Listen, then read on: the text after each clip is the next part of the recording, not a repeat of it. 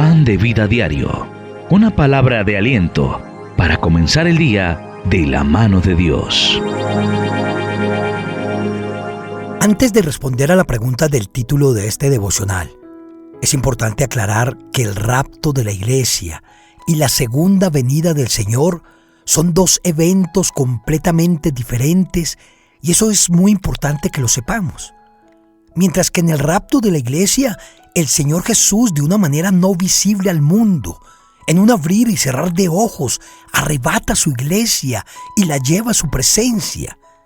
En su segunda venida, Jesús regresa de una manera visible y lo hace junto con su iglesia para establecer su reino milenario y acabar con el periodo conocido como la Gran Tribulación.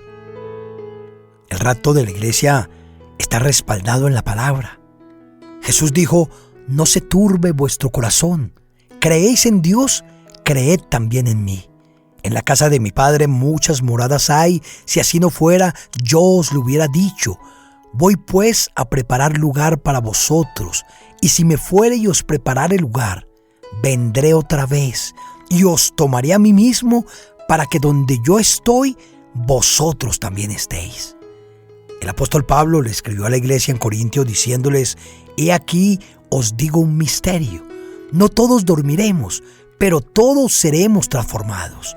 En un momento, en un abrir y cerrar de ojos, a la final trompeta, porque se tocará la trompeta y los muertos serán resucitados incorruptibles y nosotros seremos transformados. También Pablo advirtió a los tesalonicenses acerca de este evento. Les dijo: porque el Señor mismo, con voz de mando, con voz de arcángel y con trompeta de Dios, descenderá del cielo, y los muertos en Cristo resucitarán primero. Luego nosotros, los que vivimos, los que hayamos quedado, seremos arrebatados juntamente con ellos en las nubes para recibir al Señor en el aire, y así estaremos siempre con el Señor. No existe ninguna duda de que habrá una generación de seres humanos que no morirá, sino que de un momento a otro seremos cambiados de nuestra forma terrenal a nuestra forma celestial. Cuando la iglesia sea arrebatada, se dará inicio en la tierra a un periodo de tribulación que se extenderá por 7 años. Y en la etapa final, conocida como la Gran Tribulación, la bestia o el anticristo será revelado, desatando muerte y destrucción. Durante este tiempo, la ira de Dios se derramará de una manera sin precedentes sobre los habitantes de la tierra. La mayoría de los teólogos concuerdan en la existencia tanto de un arrebatamiento como de un periodo de tribulación. Ahora, vayamos a la pregunta inicial. Existen 3 posturas teológicas. Una postura pretribulacionista o dispensacionalista, que afirma que el rapto va a ocurrir antes de la tribulación. Otra meditribulacional, que sostiene que será a la mitad de la tribulación, es decir, a los 3 años y medio. Y hay una postura final, la posttribulacionista, que afirma que será después de la tribulación. ¿Y cuál de estas posturas es la más acertada?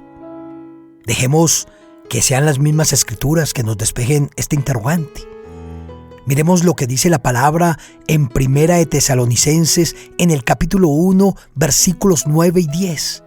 Porque ellos mismos cuentan de nosotros la manera en que nos recibisteis y cómo os convertisteis de los ídolos a Dios para servir al Dios vivo y verdadero y esperar de los cielos a su Hijo, al cual resucitó de los muertos, a Jesús, quien nos librará de la ira venidera.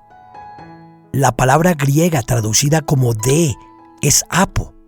En su interpretación literal implica que seremos rescatados del tiempo, del lugar o de cualquier conexión que existiera con la ira de Dios. Esta expresión denota tanto una salida como una separación. Este concepto encuentra respaldo en Primera de Tesalonicenses en el capítulo 5, versículo 9, que afirma: porque no nos ha puesto Dios para ira, sino para alcanzar salvación por medio de nuestro Señor Jesucristo. Y aunque el pueblo de Dios Quizá sufra muchas aflicciones antes de la venida del Señor. Creemos firmemente que la iglesia será arrebatada antes del inicio de los 7 años de tribulación. En 2 Corintios, en el capítulo 5, versículo 17 dice: de modo que si alguno está en Cristo, nueva criatura es. Las cosas viejas pasaron, he aquí, todas son hechas nuevas. Y más adelante en el versículo 21 leemos: al que no conoció pecado, por nosotros lo hizo pecado, para que nosotros fuésemos hechos justicia de Dios en él. ¿Y qué quiere decir esto? ¿Qué tiene que ver estos versículos con nuestra postura? Sostenemos que la iglesia del Señor experimentó una purificación en la cruz, donde todos nuestros pecados y todas nuestras ofensas fueron redimidas. Y a partir de ese momento, la iglesia es considerada por Dios como justa, equiparable a su propia justicia. Y en este contexto, rechazamos la noción de que la iglesia debe someterse a una disciplina adicional para ser digna de la presencia divina. Esa idea carece de respaldo en las Escrituras y contradice la obra completa y total del Señor en la cruz. La gran tribulación, según Jeremías, en el capítulo 30, en los versículos del 1 al 11, nos dice que tiene el propósito de purificar a Israel y al mismo tiempo destruir completamente a las naciones incrédulas. Y la iglesia de Cristo no está destinada para ninguno de estos propósitos. Mi querido hermano y amigo que me escucha, muy pronto el Señor vendrá por su iglesia.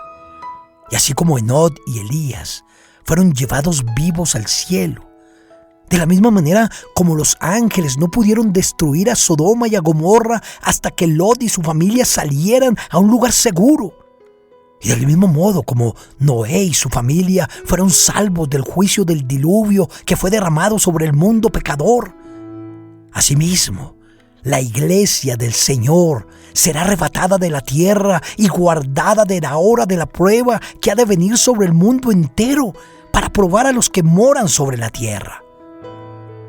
Cristo vendrá por su iglesia en un momento que escapa a nuestras expectativas, que resulta imposible calcular o prever.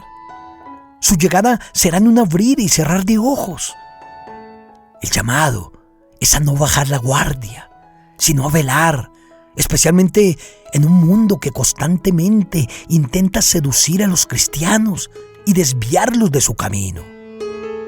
Bienaventurados aquellos siervos a los cuales su Señor, cuando venga, halle velando. Señor Jesús, confío plenamente en tu promesa. Creo firmemente que tú vendrás por tu iglesia, por una novia limpia, sin manchas. Y esta convicción me impulsa a buscar la santificación diaria, a vivir en vigilancia, comprometido con tu voluntad. Deseo ser fiel, deseo ser prudente, honrándote para tu gloria. Eres mi esperanza viva y el sostén de mi existencia. Te espero, Señor, con la misma anticipación y amor con que un novio espera a su novia en el altar. Conforme a tu palabra, yo sé que tú no tardas en llevarte a tu iglesia, y lo harás para librarla del castigo que vendrá sobre la tierra y sobre todos sus moradores que rechazaron tu sacrificio. Por eso yo te pido, Señor, que me ayudes a mantenerme firme y alerta, preparado, vigilante y ansioso de ser hallado cumpliendo tu voluntad.